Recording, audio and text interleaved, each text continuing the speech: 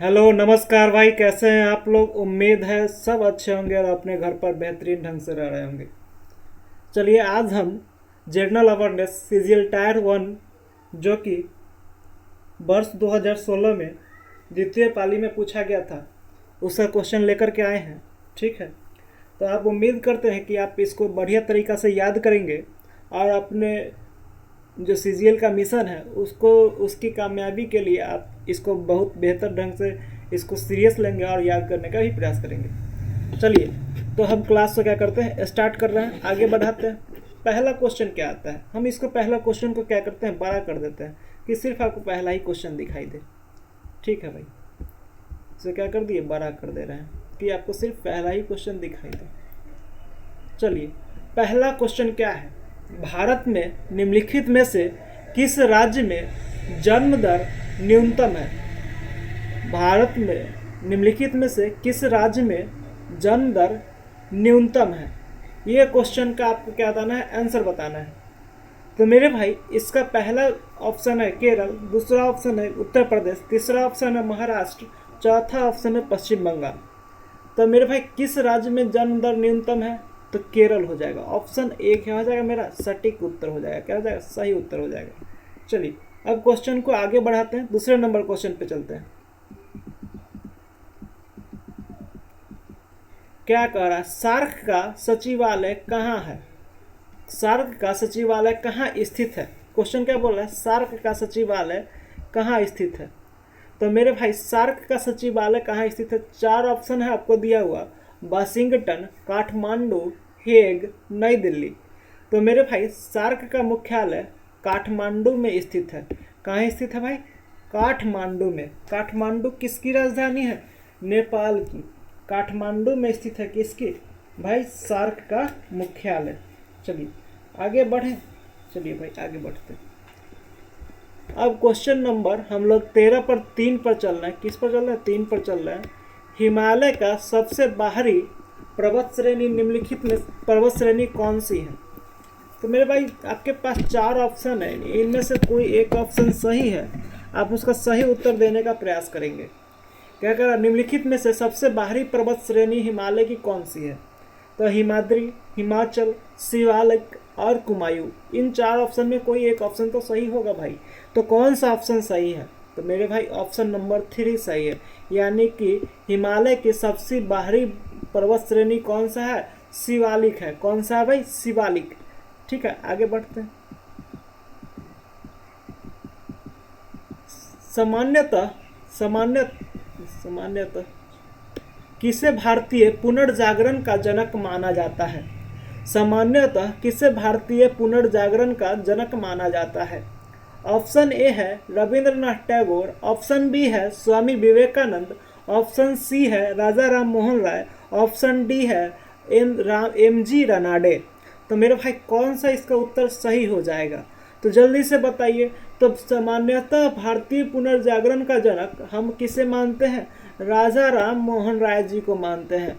तो राजा राम मोहन राय जी क्या थे, भारतीय पुनर्जागरण का जनक उन्हें माना जाता है, यानी कि वे भारतीय पुनर्जागरण के जनक थे। अब क्वेश्चन है क्या भाई, क्वेश्चन है अब आगे कहाँ चला जा रहा है, एक पर चला जा रहा है। क्वेश्चन है, प्रायद्वीपीय भारत की सबसे लंबी नदी कौन सी है। प्रायद्वीपीय भारत की सबसे लंबी नदी कौन सी है। तो मेरे भाई, नर्मदा, गोदावरी, महानदी, कावेरी, ये आपके पास चार ऑप्शन है, इनमें से कोई एक ही ऑप्शन सही है। तो जल्दी से बताइए कौन सा ऑप्शन सही है। तो मेरे भाई, गोदावरी है। गोदावरी नदी क्या है, गंगा नदी के बाद दूसरी बड़ी नदी है। ठीक है, यह प्रायद्वीपीय भारत की सबसे बड़ी नदी है कि नहीं। तो प्रायद्वीपीय भारत की इसे क्या कहते हैं, गंगा भी कहते हैं। ठीक है भाई, क्या कहते हैं, प्रायद्वीपीय भारत की सबसे बड़ी नदी है ये गोदावरी। ठीक है, आगे बढ़ते हैं। क्वेश्चन नंबर 6 पे चलते, पहले इसको हम क्या कर लेते हैं, हाईलाइट कर लेते हैं। चलिए क्वेश्चन नंबर 6 पे चलते भाई, समझ रहे होंगे, याद भी कर रहे होंगे साथ साथ आप। ठीक है, तो याद करते चलिए मस्त तरीका से। अब हम लोग क्या करते हैं, आगे बढ़ते हैं।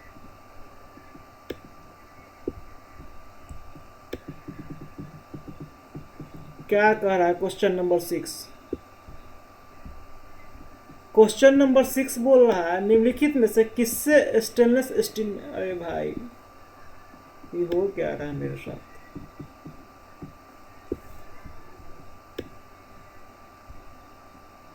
धोखा दे रहा है भाई ये कंप्यूटर। चलिए क्या कह रहा है भाई क्वेश्चन, निम्नलिखित में से किससे स्टेनलेस स्टील में कठोरता आती है? निम्नलिखित में से किससे स्टेनलेस स्टील में कठोरता आती है? आपके पास 4 ऑप्शन, जल्दी से बताइए। जिंक, सीसा, कार्बन, टीन।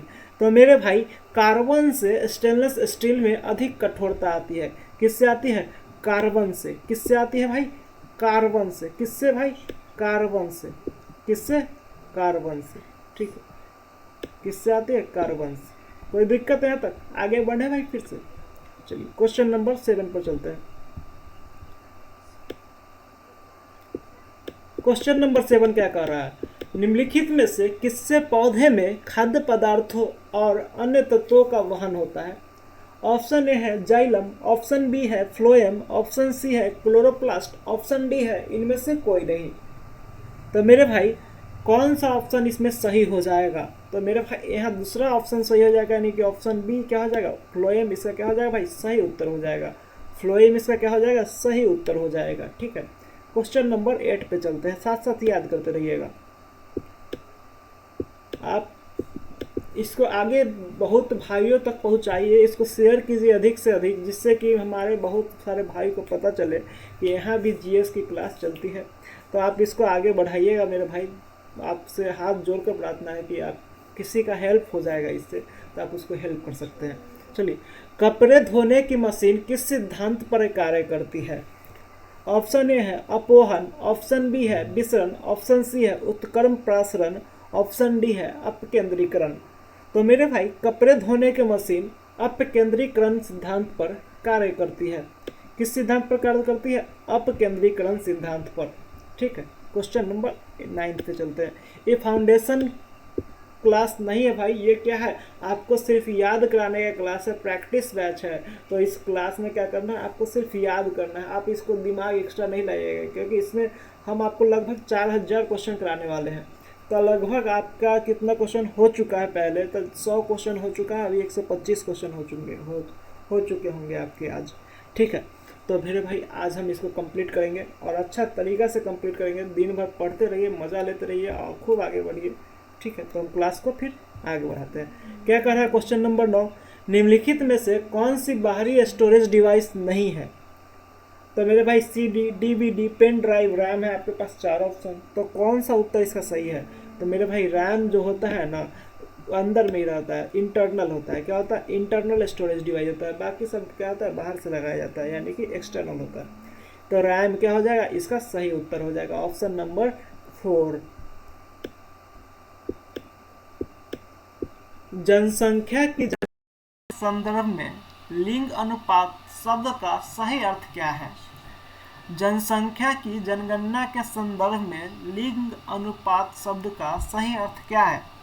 तो 4 ऑप्शन है भाई, उसमें से कोई एक उत्तर सही है। पहला ऑप्शन है 1000 स्त्रियों पर पुरुषों की संख्या, 1000 पुरुषों पर महिलाओं की संख्या, 100 पुरुषों पर महिलाओं की संख्या, 1000 व्यक्तियों के प्रतिदर्श में महिलाओं की संख्या।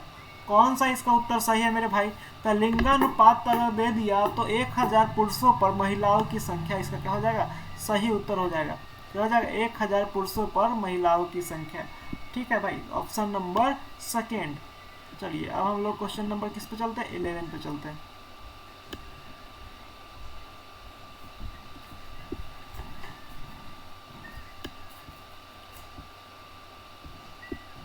राजस्थान में परमाणु विद्युत केंद्र कहाँ स्थित है?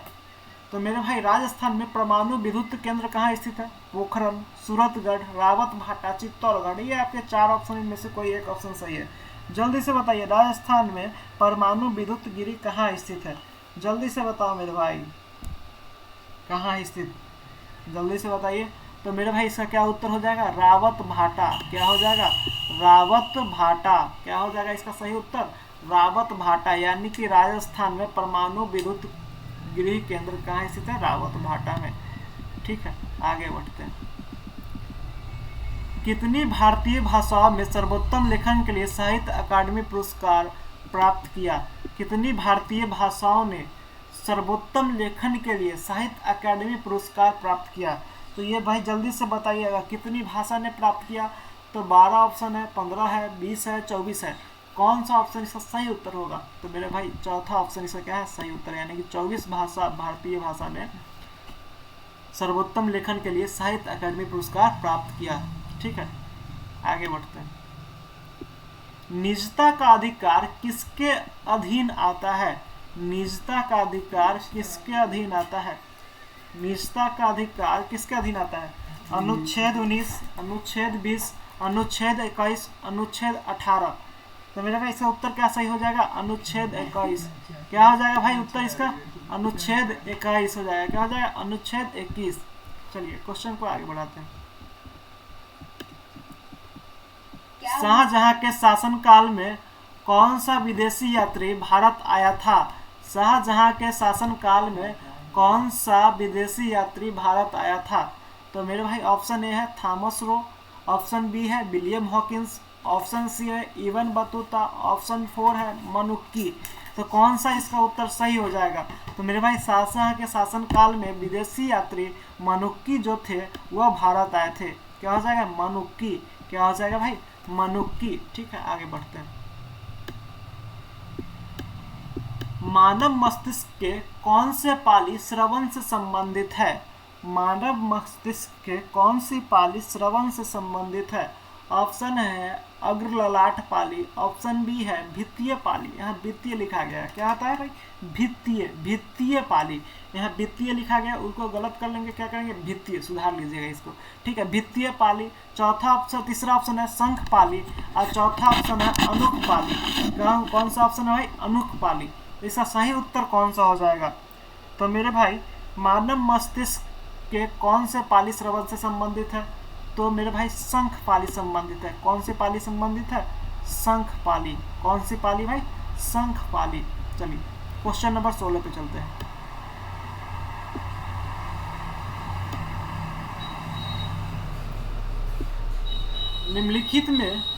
निम्नलिखित में से क्या जल में घुलनशील नहीं है? निम्नलिखित में से क्या जल में घुलनशील नहीं है? तो मेरे भाई इसका सही उत्तर क्या हो जाएगा? Lead sulphate, zinc sulphate, potassium sulphate, sodium sulphate. तो मेरे भाई कौन सा इसका सही उत्तर हो जाएगा? Lead sulphate. यानी कि लेड सल्फेट जल में घुलनशील नहीं है। कौन सा इसका सही उत्तर हो जाएगा? Lead sulphate. क्या हो जाएगा? Lead sulphate. चलिए आगे बढ़ते हैं। निम्नलिखित में किसके द्वारा सक्रिय काठ कोयला लिखा हुआ था? निम्नलिखित में किसके द्वारा सक्रिय काठ कोयला का प्रयोग करते हुए शुद्ध तत्वों में रंजक पदार्थों को दूर किया जाता है? काठ नहीं भाई, काठ कोयला। कौन सा कोयला? काठ कोयला का प्रयोग करते हुए शुद्ध तत्वों में रंजक पदार्थों को दूर किया जाता है। तो इसका सही उत्तर क्या हो जाएगा? तो कौन सा इसका उत्तर हो जाएगा सही भाई? तो मेरे भाई ऑप्शन 1 है विरंजन, ऑप्शन बी है उपचयन, ऑप्शन सी है अधिशोषण, ऑप्शन डी है न्यूनीकरण। तो कौन सा उत्तर इसका सही हो जाएगा? अधिशोषण। ऑप्शन सी, यानी कि ऑप्शन नंबर 3। अधिशोषण जो है ना को क्या करता है? काठ कोयला का अधिशोषण, काठ कोयला का प्रयोग करते हुए शुद्ध तत्वों में रंजक पदार्थ को दूर किया जाता है। किसके द्वारा? तो अधिशोषण के द्वारा। ठीक है भाई, किसके द्वारा किया जाता है? अधिशोषण के द्वारा। चलिए आगे बढ़ते हैं।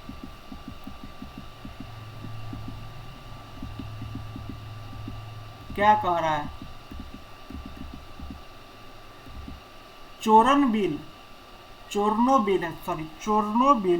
चोर्नोबिल महाविपदा किसके प्रदूषण का परिणाम है?